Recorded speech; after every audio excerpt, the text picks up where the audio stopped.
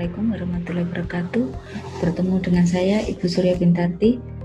Dalam pertemuan kali ini kita akan membahas tentang segmentasi target pasar ya. Oke, Ibu langsung share materinya ya. Oke. Pemahamannya mengidentifikasi segmen dan target pasar, pemahamannya adalah sebagai berikut. Ibu akan jelaskan ya. Oke. Ya, titik awal ketika kita mau mendiskusikan tentang segmentasi pemasaran massal adalah pemasaran dalam pemasaran massal ada penjual melakukan produksi secara massal. Ya, melakukan promosi secara massal dari satu produk ke semua pembeli secara massal. Ya, pemasaran massal menciptakan pasar potensial dan besar. Jadi pemasaran secara besar-besaran. Ya, dengan harga yang murah, dengan margin yang lebih tinggi mungkin ya. Ada juga marginnya lebih rendah, yang penting produk dikenal dahulu. Ada yang seperti itu. Tapi itu kan kondisional ya masing-masing. Oke, tingkat dalam pemasaran mikro, dalam segmentasi pasar dan pemasaran itu tingkat pasar mikronya ada pemasaran segmen, yaitu segmen pasar terdiri dari sekelompok pelanggan yang memiliki sekumpulan kebutuhan dan keinginan yang serupa. Ya, misalnya apa? Misalnya di rumah sakit butuh apa? Infus kan, orang sakit butuh kebutuhan infus, misalnya kan serupa ya. Serupa. Jadi semua rumah sakit pasti butuh infus. Pemasaran ceruk yaitu atau orang yang berhijab. Ya, orang muslim yang mempunyai keyakinan muslimnya muslim dengan mazhab kekhususan misalnya. Kekhususan misalnya dia hanya boleh menggunakan hijab warna gelap. Berarti kan hanya hitam aja, ada biru aja. Nah, punya kekhususan. Nah, kelompok orang itulah yang dimaksud dalam pemasaran segmen ya. Pemasaran segmentasi pasar. Nah, pemasaran ceruk itu yang dimaksud adalah ceruk itu adalah kelompok pelanggan lebih sempit mencari bauran manfaat yang berbeda. Jadi misalnya gini, minuman itu ada minuman yang air mineral, ada yang harganya mahal. Kalau kita beli air mineral merek biasa kan 3.000 sudah dapat ya, paling mahal 5.000. Ada juga air mineral yang kita belinya harganya 10.000 atau 7.000 dengan isinya itu sama-sama 300 ml, tapi kalau air mineral biasa bisa 3-5.000, tapi ini bisa 5.000 sampai 15.000. Kenapa? Oh, ada manfaat. Nah, ada beberapa orang yang mencari bukan hanya sekedar minum itu untuk menghiaskan haus, tapi untuk kebermanfaatan, kesehatan. Itu namanya pemasaran ceruk. Pemasaran lokal itu adalah kegiatan pemasaran berkonsentrasi untuk berada sedekat mungkin dan secara pribadi relevan mungkin dengan pelanggan individunya. Pelanggan individunya apa? Misalnya Herbalife ya, Herbalife, minuman-minuman sehat ya, makanan-makanan sehat Herbalife itu cenderung lebih dekat ke individunya. Ya, hubungan lebih dekat, dia siap datang, dia siap mengantar, itu bedanya. Pemasaran individu adalah pemasaran yang disesuaikan atau pemasaran satu-satu pelanggan mulai mengambil inisiatif lebih individual dalam menentukan apa yang dibeli dan bagaimana caranya. Misalnya apa pemasaran individu itu? Misalnya sekarang toko-toko online, orang secara individu kan tinggal memilih ya, secara individual. Oke. Nah, dasar segmentasi pasar konsumen itu adalah menurut peneliti ada berbeda pendapatan. Ada yang mendefinisikan segmen dengan melihat karakteristik deskriptifnya dari segi geografis, demografis, dan psikografis. Ada peneliti yang mendefinisikan bahwa segmen dengan melihat perimbangan perilaku seperti respon konsumen terhadap manfaat, alasan penggunaan, dan merek. Oke, kita jelaskan secara rinci tapi lebih singkat ya. Segmentasi geografis adalah tadi ya, menurut penelitian secara geografis yaitu memerlukan pembagian pasar menjadi beberapa unit sesuai geografis. Jadi sesuai geografis, sesuai kondisi alam. Menentukan pasarnya sesuai geografis, sesuai kondisi alam. Misalnya seperti apa, Bu? Nah, misalnya begini, saya akan berjualan sate babi, ya, daging binatang babi. Di mana?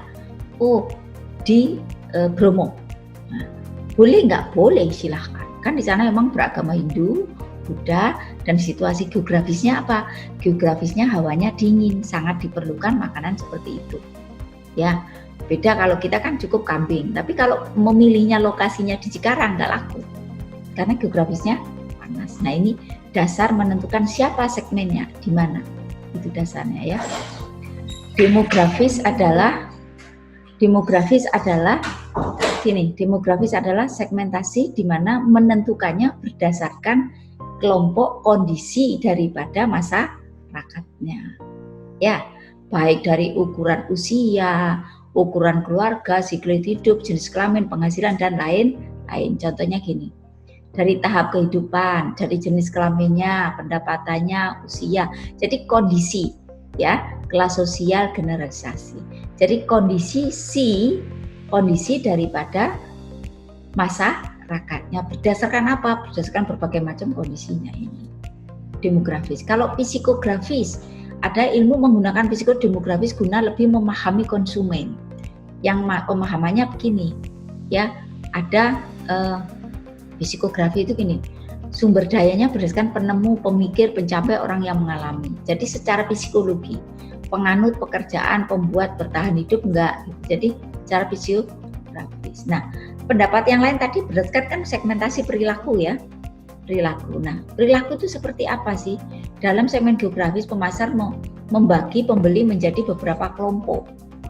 Ya, beberapa kelompok berdasarkan pengetahuan, sikap, dan respon daripada satu produk. Ini perilaku konsumennya. Berarti terjadi peran keputusan.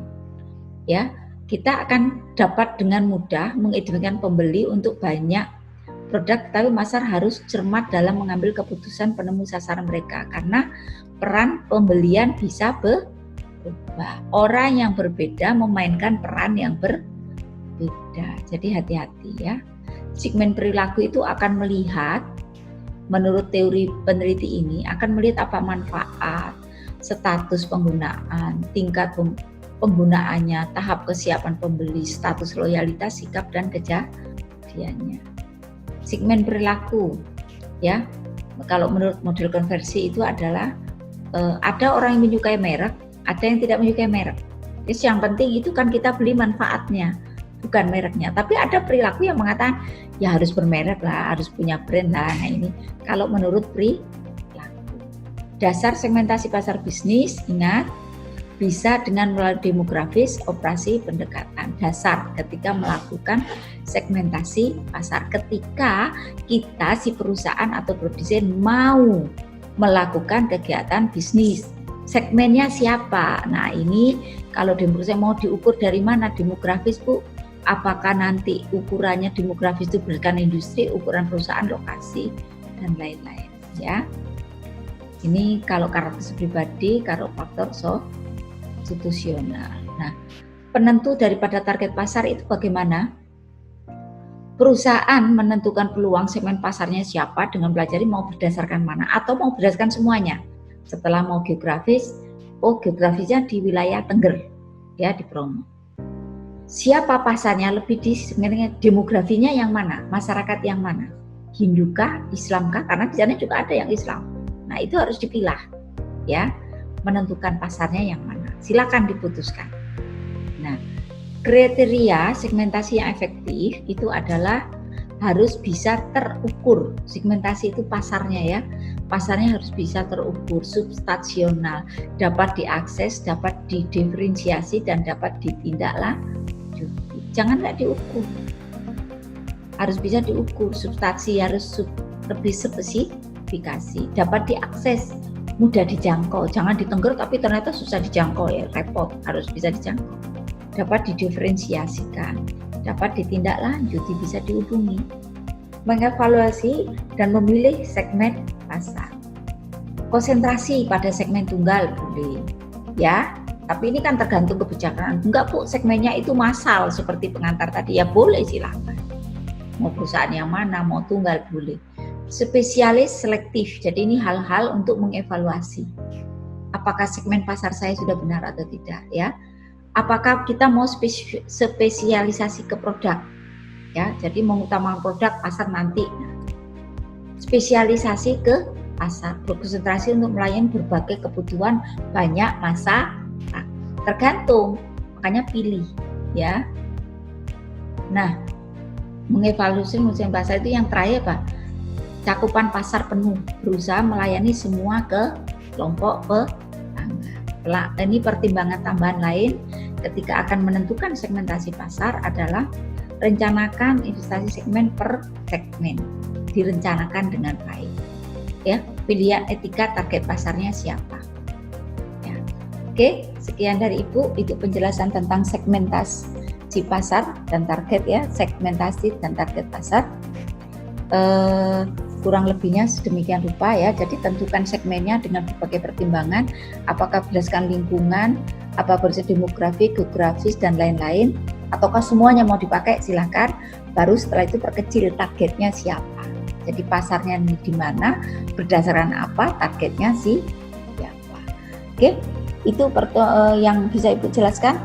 Sekian dari Ibu, semoga kita bertemu lagi di pertemuan berikutnya dalam kondisi sehat walafiat, panjang umur, tidak merasa apapun, dan selalu bersyukur atas nikmat dan berkah dari Allah Subhanahu wa Ta'ala. Amin amin ya rabbal alamin. Wassalamualaikum warahmatullahi wabarakatuh. Dadah.